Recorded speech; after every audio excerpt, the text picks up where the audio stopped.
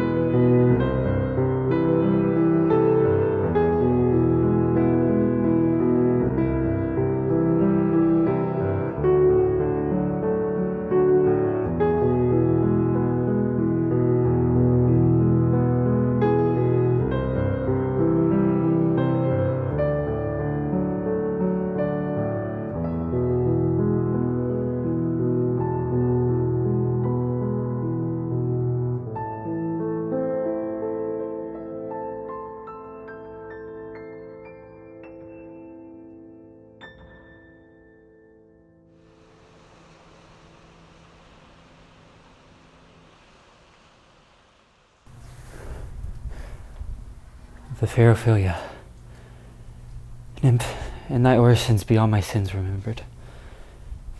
Good my lord, how does your honor for this many a day?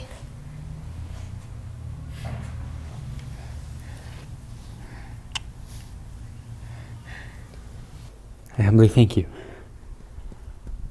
Well. My lord, I have remembrances of yours that I have long and longed to redeliver. I pray you now receive them. No, not I. I never gave you aught. My honored lord, you know right well you did. And with them words of so sweet breath composed as made the things more rich. Their perfume loth, take these again, for to the noble mind rich gifts wax poor when givers prove unkind. There, my lord.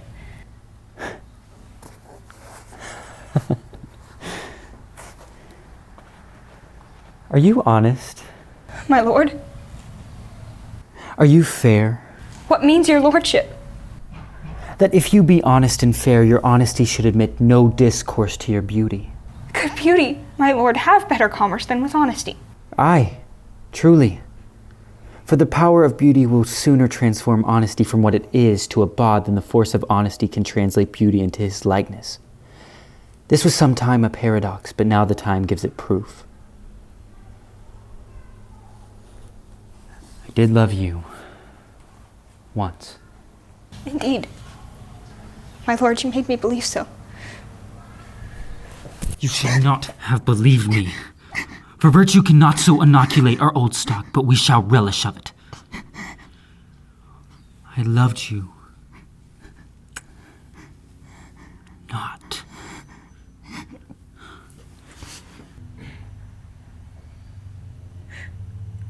I was the more deceived.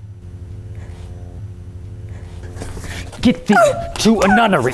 Why wouldst thou be a breeder of sinners? I am myself indifferent, honest. Yet I could accuse me of such things that it were better my mother had not borne me. I am very proud, revengeful, ambitious, with more offenses at my beck than I have thoughts to put them in, imagination to give them shape, or time to act them in.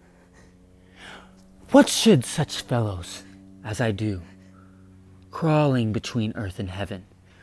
We are errant knaves, all. Believe none of us. Go thy ways to a nunnery. Farewell. Where's your father? At home, my lord. Let the doors be shut upon him, that he may play the fool nowhere but in his own house. Farewell. Oh, help him, you sweet heavens! If thou dost marry, I'll give thee this plague for thy dowry. Be thou as chaste as ice, as pure as snow. Thou shalt not escape calumny. Get thee to a nunnery. Go. Farewell. Or if thou wilt needs marry, marry a fool. For wise men know well enough what monsters you make of them. To a nunnery. Go! And quickly, too. Farewell. Heavenly powers, restore him! I have heard of your paintings too well enough. God has given you one face and you make yourselves another. You jig and amble and you lisp. You nickname God's creatures and make your wantness your ignorance. Go to. I'll no more aunt. It hath made me mad. I say we will have no more marriages. Those that are married already, all but one shall live. The rest shall keep as they are. To a nunnery. Go!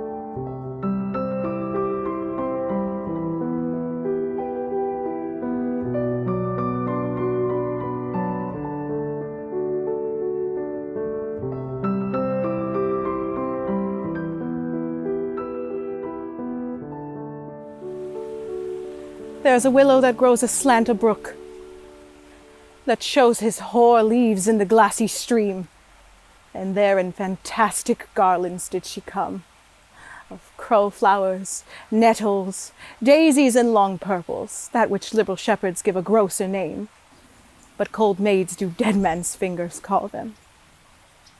There on the pendant boughs her cornet weeds clamoring to hang in envious sliver broke,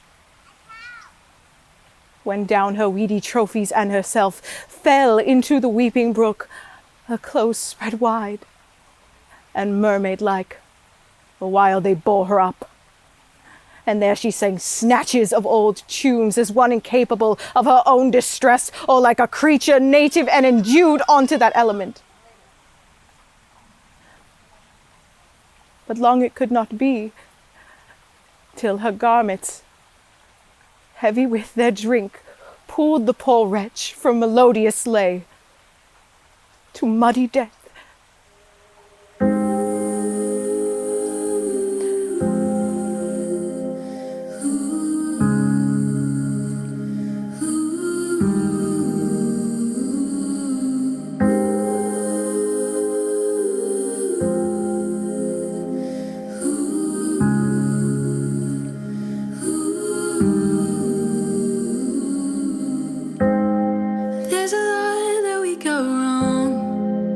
Trying to move on, but every word you say to me makes me wanna stay. And you know we're not the best at being just friends.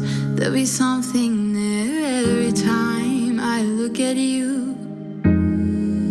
You go so far, but you keep me close enough to have a hold on my heart. I can't seem to let you go.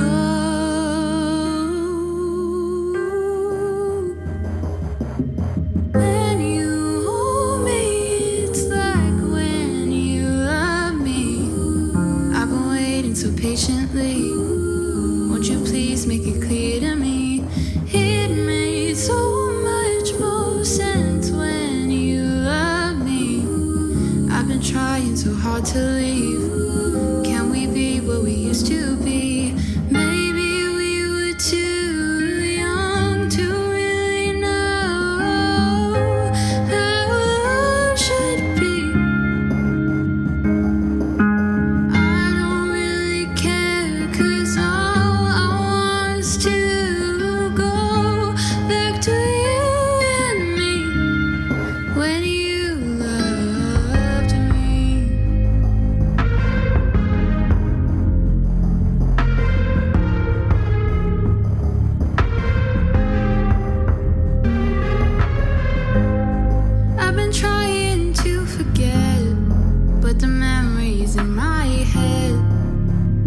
Me think what could have been, but now you're gone.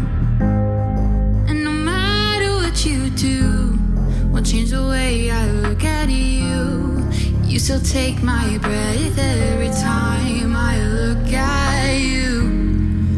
You go so far, but the memories are enough to have a hold on my heart.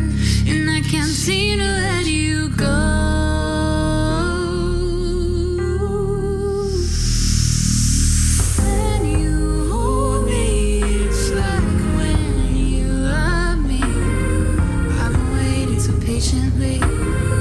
Won't you please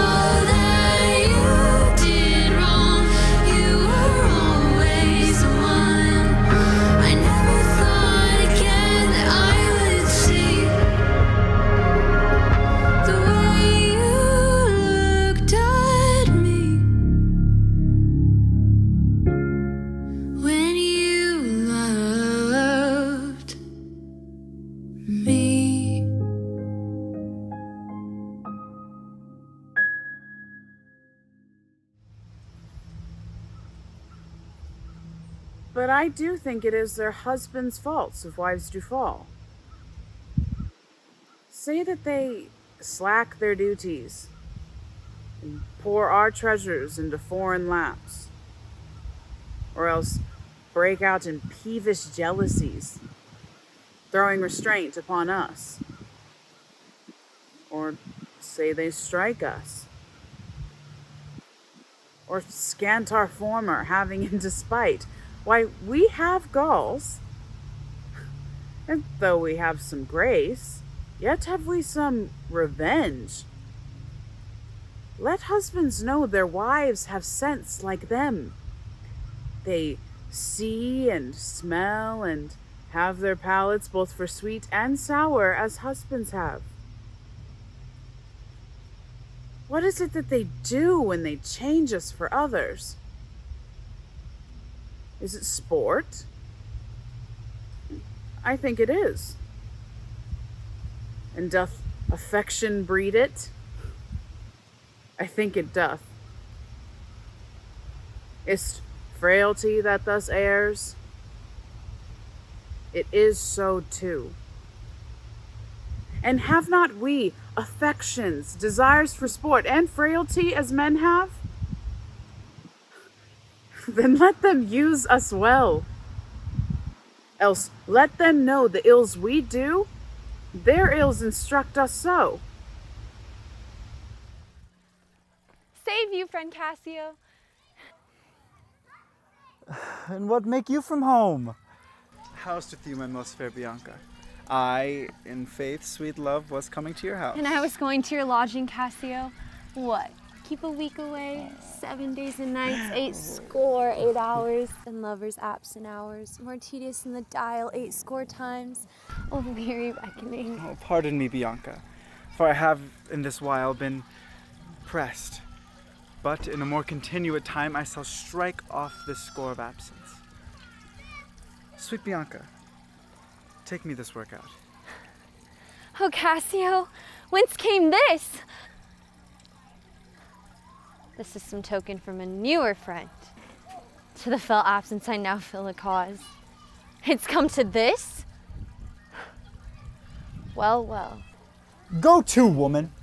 Throw your vile guesses in the devil's teeth from whence you have them.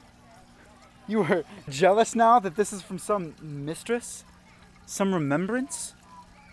No, in good troth, Bianca. Why, whose is it? I know not neither. I found it in my chamber. I like the work well. Need it be demanded, as like enough it will. I'd have it copied. Take it. Do it. And leave me for this time. Leave you? Wherefore? I do attend here on the general, and think it no addition, nor my wish to have him see me womaned. Why, I pray you. Not that I love you not. But that you do not love me. I pray you bring me on the way a little, and say if I shall see you soon at night. 'Tis but a little way that I can bring you, for I attend here. I'll see you soon. It's very good. I must be circumstanced.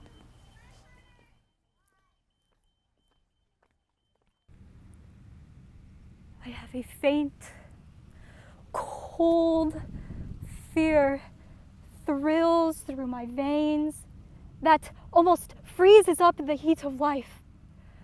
I'll call them back again to comfort to me. Nurse! What should she do here? My dismal scene I needs must act alone. Come, Vial.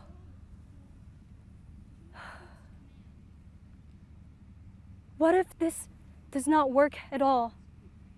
Shall I be married then tomorrow morning? No, no. This shall forbid it. Lie thou there. What if it be a poison which the friar subtly hath ministered to have me dead? Lest in this marriage he should be dishonored because he married me before to Romeo? I fear it is, and yet methinks it should not, because he hath still been tried a holy man. How if, when I am laid into the tomb, I wake before the time that Romeo come to redeem me? There's a fearful point. shall I not then be stifled into the vault? For whose foul mouth no healthsome air breathes in, and there die strangled ere my Romeo come.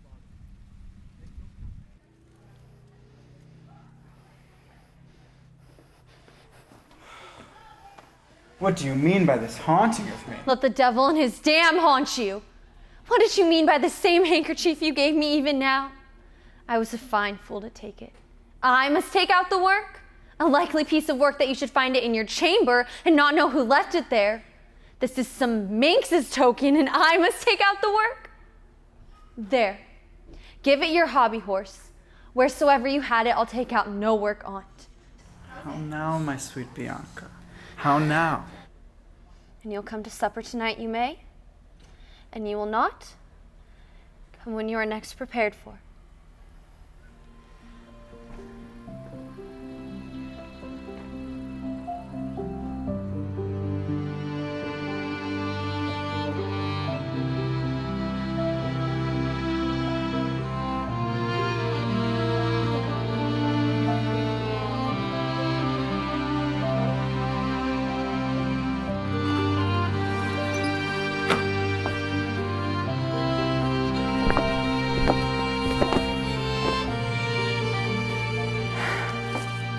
And may it be that you have quite forgotten a husband's office.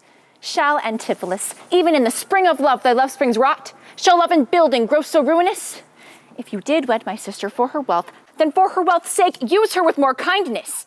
Or if you like elsewhere, do it by stealth. Muffle your false love with some show of blindness.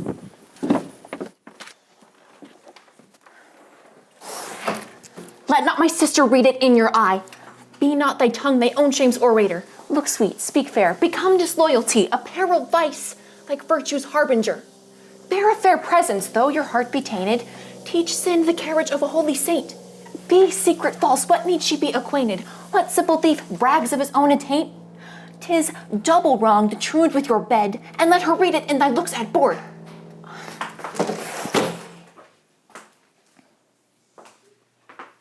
Shame hath the bastard fame well managed. Ill deeds is doubled with an evil word. Alas, poor women, make us but believe, being compact of credit, that you love us. Though others have the arm, show us the sleeve, we in your motion turn, and you may move us. Then, gentle brother, get you in again. Comfort my sister, cheer her, call her wife. 'Tis holy sport to be a little vain when the sweet breath of flattery conquers strife. Sweet mistress, what your name is else I know not, nor by what wonder you do hit of mine. Less in your knowledge and your grace you show not than our earth's wonder, more than earth's divine. Teach me, dear creature, how to think and speak. Lay open to my earthly gross conceit, smothered in errors, feeble, shallow, weak, the folded meaning of your words' deceit. Against my soul's pure truth, why labor you to make it wander in an unknown field? Are you a god? Would you create me new? Transform me then into your power? I'll yield. Shh. But if that I am I, then well I know. Your weeping sister is no wife of mine, nor to her bed no homage do I owe. Far more, to you do I decline. Oh, train me not, sweet mermaid, with thy note to drown me in thy sister's flood of tears. Sing, siren, for thyself, and I will dote, and spread o'er the silver waves thy golden hairs, and as a bed I'll take them, and there lie. And in that glorious supposition think, he gains by death that hath such means to die. Let love, being light, be drowned if she sink. What, are you mad that you do reason so? Not mad, but mated. How, I do not know. It is a fault that springeth from your eye. For gazing on your beams, fair sun, being by. Gaze where you should, and that will clear your sight. As good to wink, sweet love, as look on night. Why call you me, love? Call my sister so. Thy sister. That's my sister. No, it is thyself. My own self's better part. My eye's clear eye, my dear heart's dearest heart. My food, my fortune, my sweet hope's aim, my soul earth's heaven, and my heaven's claim. All this my sister is, or else should be. Call thy sister sweet, for I am thee. Thee will I love, and with thee leave my life. Thou hast no husband yet, nor I no wife. Give me thy hand. Oh, soft sir, hold you still. I'll fetch my sister to get her goodwill.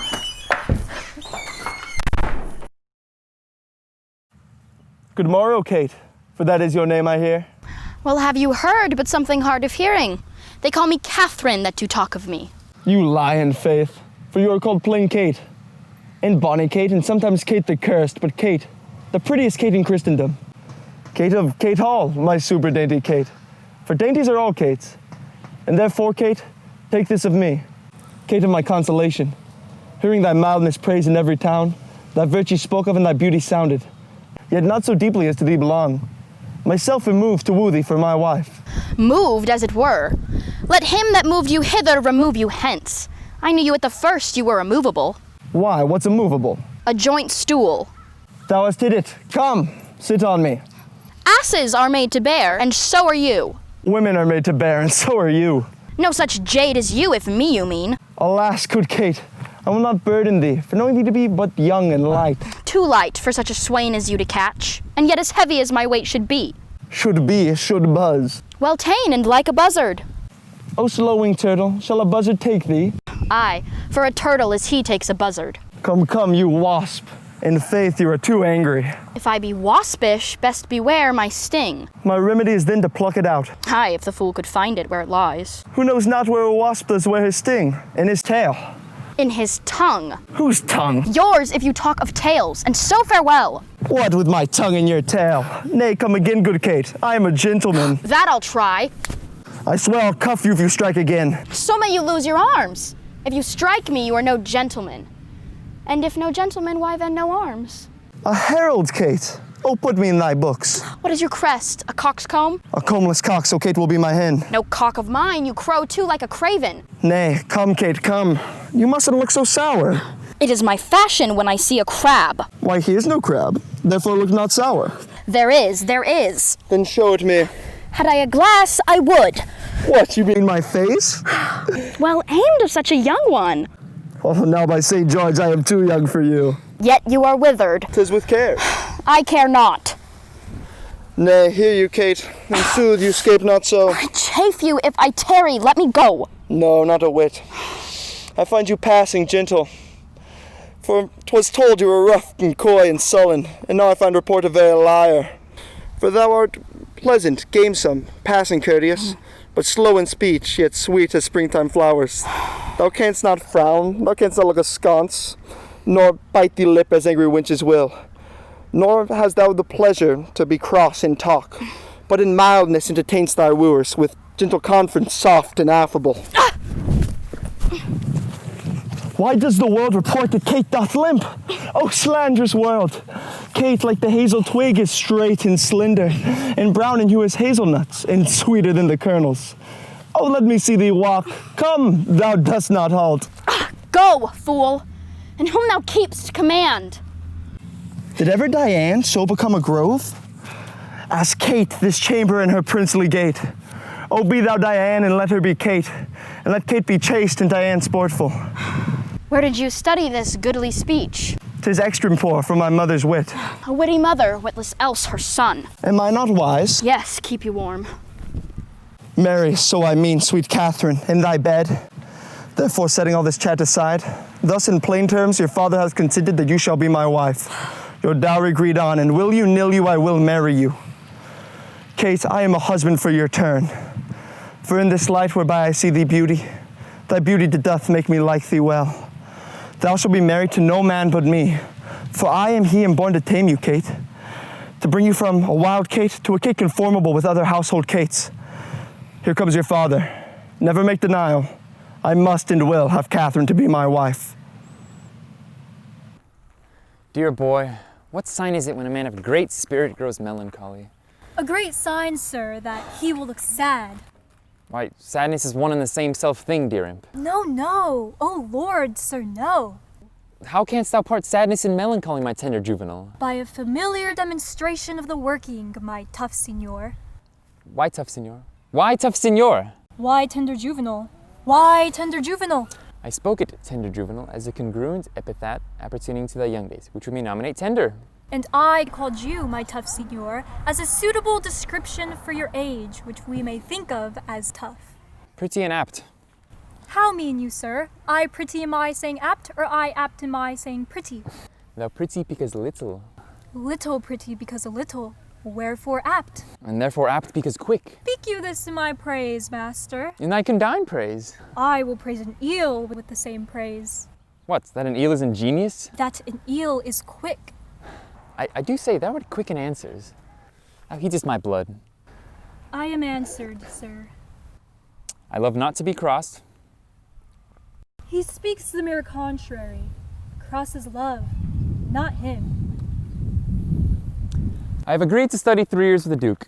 Well, you can do it in an hour, sir. Impossible! What's 1 times 3? I am ill at reckoning. It fitteth the spirit of a tapster. You're both a gamester and a gentleman, sir. I confess to both. They are both the varnish of a complete man. Then you should know the total sum of a deuces. It's doth amount to 1 more than 2? Which the common people would call 3. True. Why are you undertaking this difficult task, sir? Here we have managed to come up with the word 3 before we have even blinked 3 times. How easy would it be to just put the word years at the end of the word 3, and there you have it. 3 years of study in just 2 words, as a dancing horse would tell you. A most fine figure. That means nothing. I will hereupon confess I am in love! And as it is base for a soldier to love, so am I in love with a base wench. If drawing my sword against the humor of affection would deliver me from the reprobate thought of it, I would take desire prisoner and ransom him to any French courtier for a new devised curtsy. I think scorn to sigh. Methinks I should outswear Cupid. Comfort me, boy. What great men have been in love? Hercules, master. Most sweet Hercules. More authority, dear boy. Name more, and sweet my child, let them be men of great repute and courage. Samson, sir. He was of good carriage, great carriage, for he carried the town gates on his back, like a porter, and he was in love. Oh, well-knit Samson, strong-jointed Samson. I do excel thee in my rapier, inasmuch as thou didst me in carrying gates. I am in love too! Who is Samson's love, my dear moth? A woman, sir. Of what complexion? Oh, 1 of the 4, or the 2, or the 3, or 1 of the 4. Tell me precisely of what complexion. Of the seawater green, sir. Is that 1 of the 4 complexions? As I have read, and the best of them too. Green indeed is the color of lovers, but to have a love of that color? Methinks Samson had small reason for it. He surely affected her for her wit. Well, it is true, sir, for she had a green wit. My love is most immaculate white and red. Most immaculate thoughts are masked under such colors. Define, well-educated infant. My father's wit and my mother's tongue assist me. Sweet invocation of a child, most pretty and pathetical. Know thou, sad man, I am not Tamora. She is thy enemy, and I thy friend. I am revenge, sent from the infernal kingdom to ease the gnawing vulture of thy mind by working wreakful vengeance on thy foes.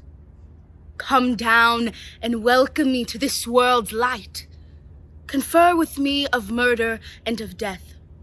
There's not a hollow cave or a lurking place, no vast obscurity or misty veil, where bloody murder or detested rape can couch for fear, but I will find them out, and in their ears tell them my dreadful name, revenge, which makes the foul offender quake.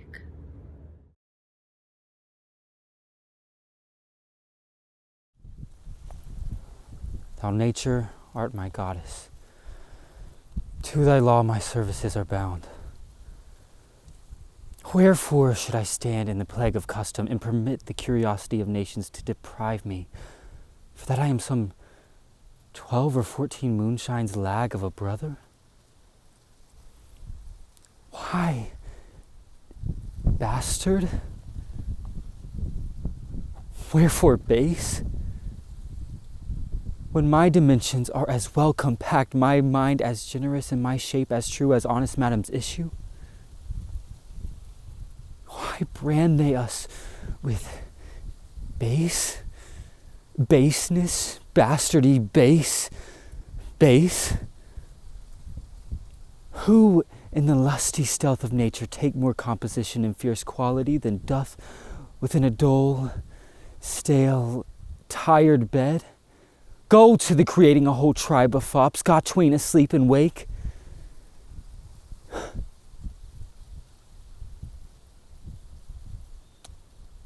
Well then, legitimate Edgar, I must have your land. Our father's love is to the bastard Edmund as to the legitimate. Fine word, legitimate. Well, my legitimate, if this letter speed and my invention thrive, Edmund the base shall top the legitimate. I grow, I prosper. Now, gods, stand up for bastards!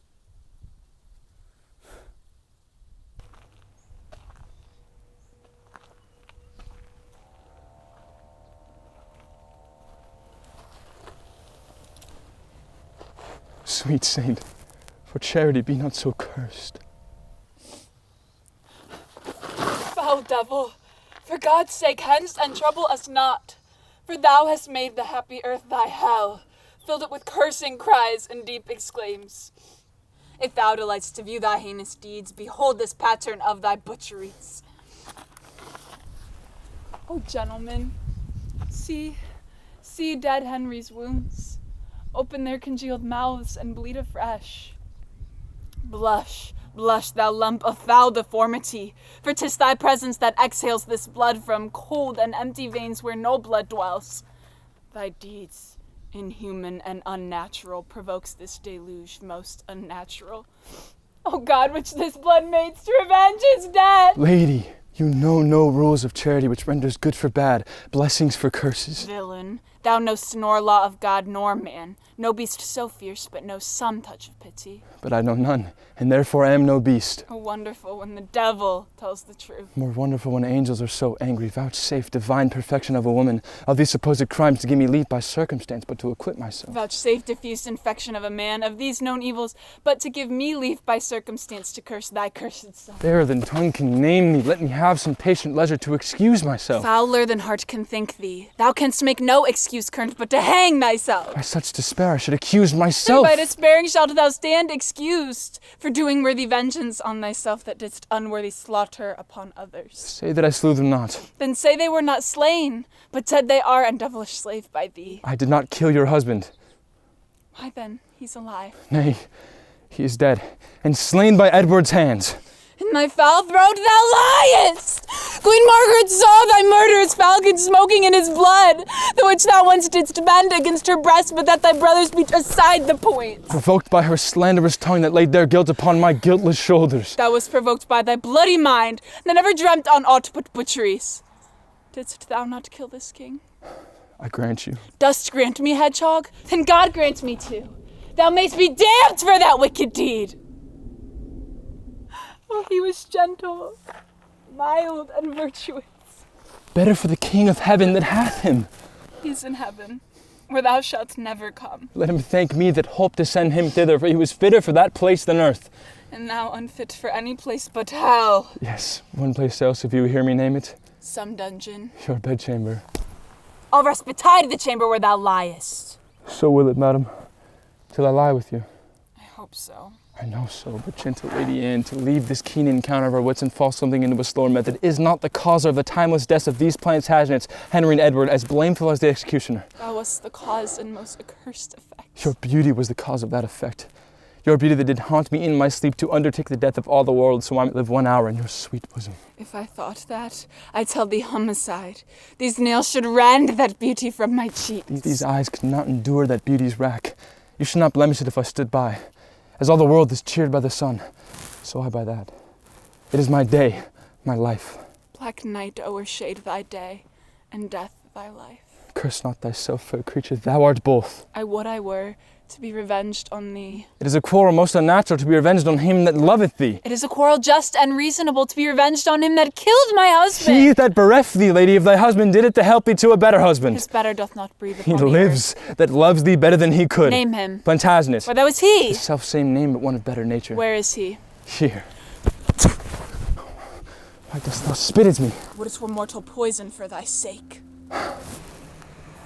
Never came poison from so sweet a place.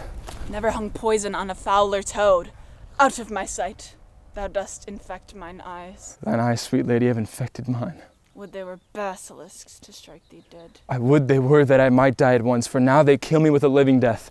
Those eyes of thine from mine have drawn salt tears, shamed their aspects with store of childish drops. These eyes which never shed remorseful tear, no.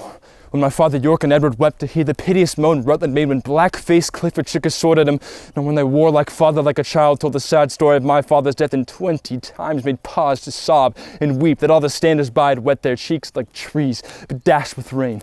In that sad time my manly eyes did scorn and humble tear, and what these sorrows could not thence exhale thy beauty hath, and made them blind with weeping.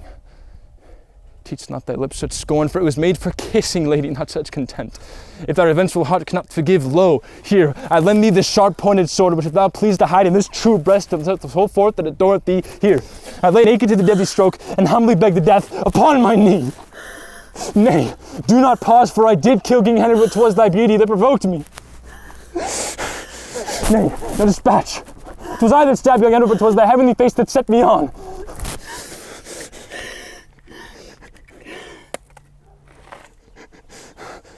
Take up the sword again, or take up me. Arise, dissembler. Though I wish thy death, I will not be thy executioner. Then bid me kill myself, and I will do it. I have already. That was in thy rage. Speak it again, and even with the word, this hand which for thy love did kill thy love, shall for thy love kill a far truer love. To both their deaths shalt thou be accessory. Would I knew thy heart. Disfigured in my tongue. I fear me both are false. Then never was man true.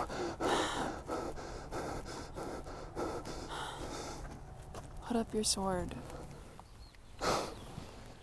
Say then my peace is made. That shalt thou know hereafter. But shall I live in hope? All men I hope live so. Vouchsafe to wear this ring. To take is not to give. Look how my ring encompassed thy finger. Even so thy breast encloseth my poor heart. Wear both of them, for both of them are thine. And if thy poor devoted servant may but beg one favour at thy gracious hand, thou dost confirm his happiness forever. What is it? That it may please you to leave these sad designs to him that hath most cause to be a mourner, and presently repair to Crosby House, where after I have solemnly interred at Chertsey Monastery this noble king, and what is grave with my repentant tears, I will with all expedient duty see you. For divers unknown reasons I beseech you, grant me this boon. With all my heart, and much it joys me to see you are become so penitent. Bid me farewell. 'Tis more than you deserve, but since you teach me how to flatter you, imagine I have said farewell already.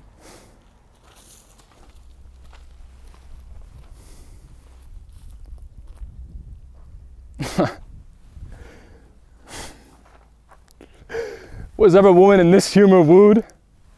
Was ever woman in this humor won? I'll have her, but I will not keep her long.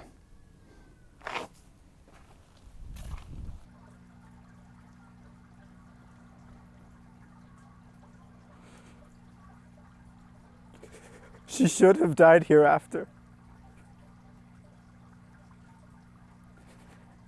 There would have been a time for such a word.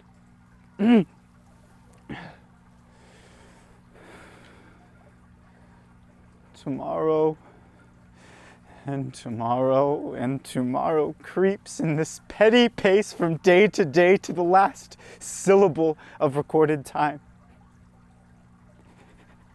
And all of our yesterdays have lighted fools the way to a dusty death. Out!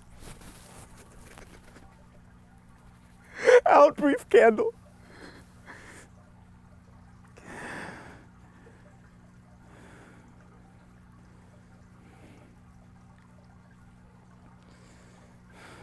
Life's but a walking shadow.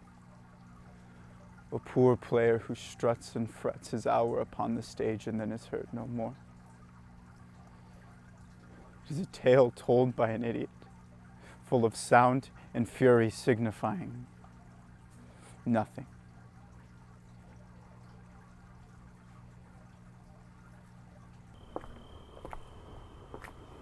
Now, sister, what's the comfort? Why, as all comforts are, most good indeed.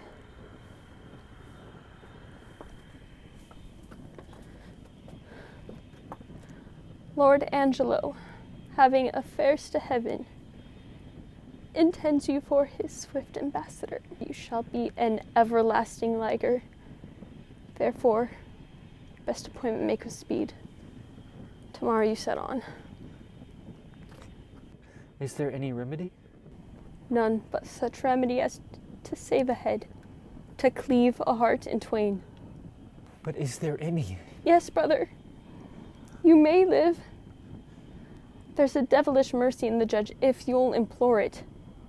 That will free your life, but fetter you till death. Perpetual durance? Aye, just perpetual durance. A restraint though all the world's fastidity you had to a determined scope. But in what nature? In such one as you consenting to it would bark your honor from the trunk you bear and leave you naked. Let me know the point. Oh, I do fear thee, Claudio, and I quake, lest thou a feverish life shouldst entertain 6 or 7 winters more respect than a perpetual honor. Darest thou die? The sense of death is in most apprehension, and the poor beetle we tread upon in corporal sufferance finds a pang as great as when a giant dies. Why give you me this shame? Think you I can fetch a resolution from flowery tenderness? If I must die, I will encounter darkness as a bride, and hug it in mine arms. There spake my brother. There my father's grave did utter forth a voice. Yes, thou must die. Thou art too noble to conserve a life in base appliances. This our sainted deputy who settles in visage and deliberate word nips youth in the head, and folly doth a mew as falcon doth the fowl, is yet a devil. He would appear a pond as deep as hell. The frenzy, Angelo. Oh, 'tis the cunning livery of hell. The damnedest body to invest in frenzy guards. Dost thou think, Claudio, if I would yield him my virginity, thou mightst be freed? Oh heavens, it cannot be. Yes. He would give thee from his rank offense, so to offend him still.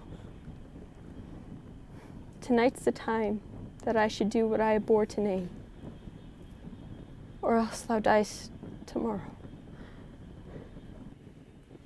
Thou shalt not do it.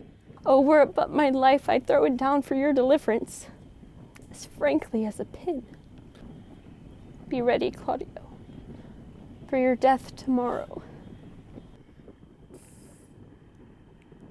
Yes. Has he affections in him that thus can make him bite the law by the nose when he would force it? Sir, it is no sin, or of the 7 deadly, it is the least. Which is the least? If it were damnable, he being so wise, why would he for the momentary trick be perdurably fined? Oh, hear me, Isabel. What says my brother? Death is a fearful thing. And shamed life a hateful. Aye, but to die and go we know not where. lie in cold obstruction and to rot. This warm, sensible motion to become a kneaded clod, and the delighted spirit to bathe in fiery floods, or to reside in thrilling region of thick-ribbed ice, to be imprisoned in the viewless wind and blown with restless violence round about the pendant world, or to be worse than worse, of those that lawless and uncertain thought imagine howling. 'Tis too horrible. The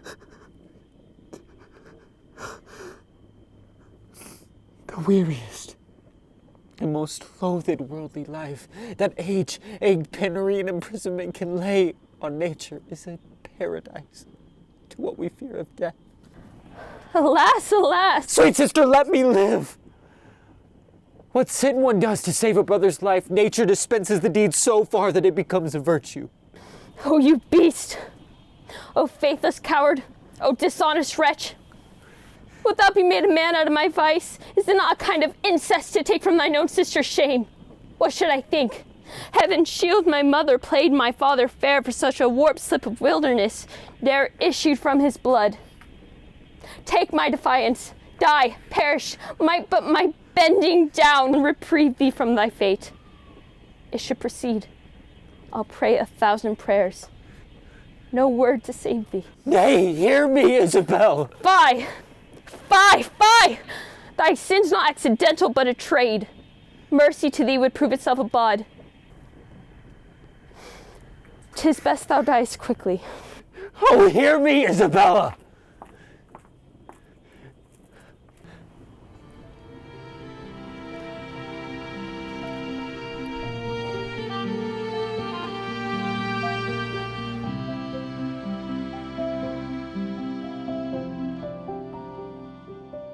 Thinking back to when we met, blue-eyed boy, a solid 10. Didn't know back then. Didn't know back then. Sleep now, and I will wind thee in my arms. Begone, fairies, and be always away.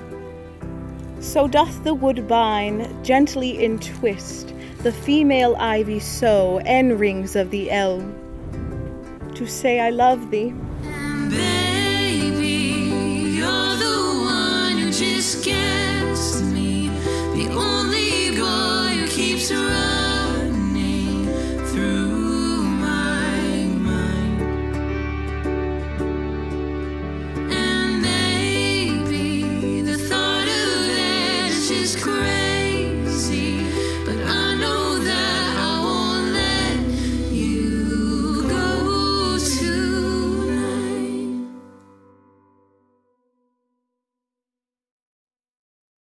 I left no ring with her. What means this lady?